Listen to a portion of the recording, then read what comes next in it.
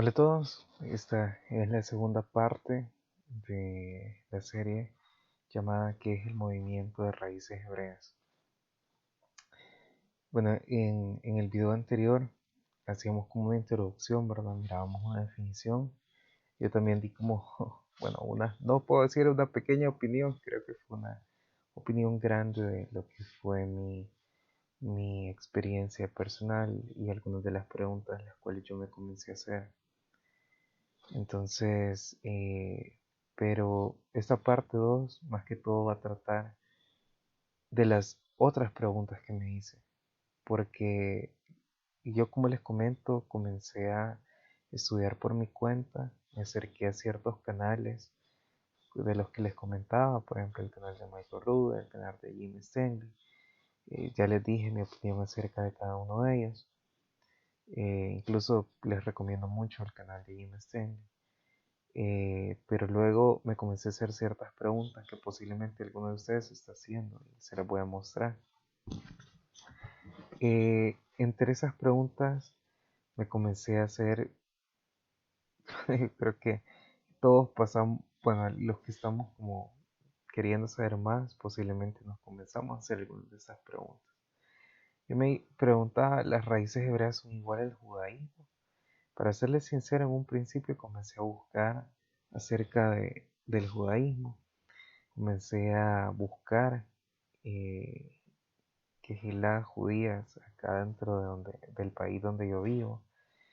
Y me comencé a topar con ciertas cosas. Comencé a buscar videos de YouTube acerca de judíos y comencé a ver ciertas cosas que yo no quería estudiar, que me habían advertido que no lo hiciera. Por ejemplo, encontré videos acerca de cábala judía, los cuales la verdad nunca me llamó la atención.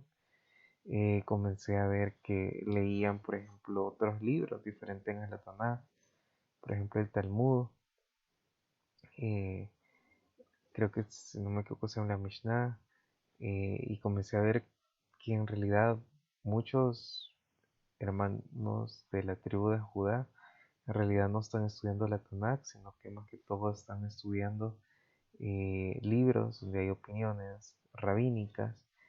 Y muchas veces estas opiniones rabínicas tienen mayor peso que la Tanakh para ellos. Entonces, sinceramente, no era algo que yo estaba buscando, porque en realidad yo quería, o sea, yo estaba viendo que dentro de la iglesia donde estaba, no se estaban como cumpliendo ciertos preceptos y que estaban escritos en la palabra. Entonces yo decía, bueno, o sea, no puedo salir y irme a un lugar peor, ¿verdad? O sea, allá no es quizás como la opinión de un pastor, sino que por el contrario, es la opinión de un rabino. Entonces viene a ser casi lo mismo, cuando lo importante no es seguir a hombres, sino que lo importante es seguir a Yahweh. Luego surgieron como ciertas preguntas, por ejemplo decía, ¿a dónde me congrego? O sea, en realidad no hay como tantas eh, quejilás, centros de congregación, iglesias, como le quieras llamar, de raíces hebreas en los países. O sea, en realidad son bien pocas. Eh, Personalmente encontré aquí en el país a una persona que, como les dije, se lo mencionaba la vez pasada, el siervo Gabriel Guevara, y me ha ayudado un montón. Y él incluso tiene como eh, una congregación que se congrega de diferentes países. Yo tuve el honor y la dicha de haber nacido en este país y pues también congregarme en persona. Bueno, no se puede decir congregarme porque por todo esto del COVID, también lastimosamente no tiene como un lugar físico para congregarse, pero he tenido la oportunidad de ir a su casa, hablar con él y poder aprender de él. Tal vez no han sido muchas veces, han sido quizás unas 4 veces, pero sí, él tiene como algo que es genial y es que manda las enseñanzas por WhatsApp, por ejemplo, y yo las he estado escuchando. Y hay un buen tiempo escuchándolas. Entonces, a veces surge como esa pregunta, ¿a dónde me congrego? Y muchas veces se nos complica porque a veces buscamos en nuestro país, no existe cabal como un lugar físico para congregarse. Muchas veces uno lo necesita. Yo no le puedo ser sincero, pero yo me siento a veces la necesidad de estar estudiando la Tanakh, las enseñanzas físicamente. He encontrado, para serles sincero, canales de España, donde yo veo que esto se está dando bastante. Quizás algunos canales en inglés, pero en Latinoamérica casi no se está dando todo eso. Eh, También a veces surgen otras preguntas, que es como los nombres, ¿verdad? Uno dice, trae de la iglesia católica o cristiana, que uno lo conoce como Jesús, pero de repente va encontrando tantas diferencias entre un Jesús hebreo y un Jesús griego. Incluso es completamente diferente Yahshua, ¿verdad? Eh, y quizás algunos pueden decir qué diferencia, ¿verdad? Tiene, pero a veces cuando uno comienza a indagar más, comienza a darse cuenta. Por ejemplo, una enseñanza que a mí me encanta es la de las ovejas perdidas de la casa de Israel. Eh, de repente, cuando yo recibí esa enseñanza de las ovejas perdidas de las dos casas, por ejemplo, en las cuales la casa de Judá y la casa de, de Israel, y comencé a ahondar más sobre esto, para mí, pues, y después leí el Brit Hadashah, que es el Nuevo Testamento. Entonces comencé como a abrir mis ojos y a ver todas las enseñanzas completamente diferentes. Prácticamente él dice, ¿verdad?, que él ha venido por las ovejas perdidas de la casa de Israel y que esa era su misión. Entonces, no sé, hay tantas diferencias que me gustaría platicarlas en este canal y abiertamente. Verla también con, con versos y poder mostrarles los capítulos en los que están. Hay otras preguntas que son, entonces, ¿cuál es el verdadero nombre? Pero si se ponen a pensar, es un nombre que es sobre todo un nombre, ¿verdad? Que es Joshua. Y también a veces nos comenzamos a preguntar cuál es el verdadero nombre del Padre, ¿verdad? De Tutein. Y empezamos a cuestionar y decir, ¿en verdad es Jehová, es Dios, Elohim, o es Yahweh? Pero creo que vamos a hacer un episodio solo de eso, de los nombres, para que podamos ampliarnos más sobre eso. Y hay otras preguntas que empezamos a decir, ¿por qué ocupan tantas palabras en hebreo, verdad? A veces desde el principio nos cuesta entender ciertas cosas y decimos, pues, pero no entiendo, o sea, realmente no entiendo por qué ocupan tanto hebreo. En realidad es como la misión de purificar nuestros labios.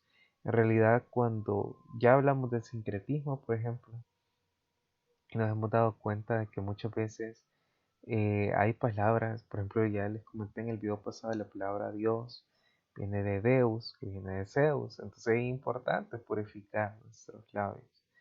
Y así hay un montón de palabras que se ocupan, eh, que han sido introducidas por Roma, han sido introducidas otras por el rabinato, otras que han sido introducidas por la mezcla que hubo en un principio entre Grecia, bueno, entre Roma, que ya traía como raíces griegas mezcladas con tradiciones judías, otras mezclas que aparte que son que, que, que la tribu de Judá traía de los exilios que tuvo eh, en los imperios asirios y babilónicos. Entonces es como hay una gran mezcla, ¿verdad? Y para encontrar lo más puro, es por eso es que surge ese concepto de raíces hebreas.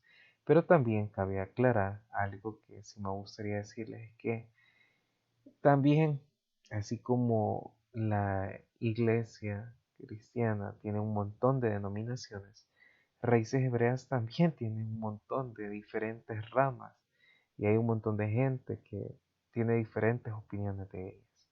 Entonces, por eso es que el canal se llama la restauración de la casa de Israel. O sea, porque realmente nosotros creemos en la restauración de la casa de Israel.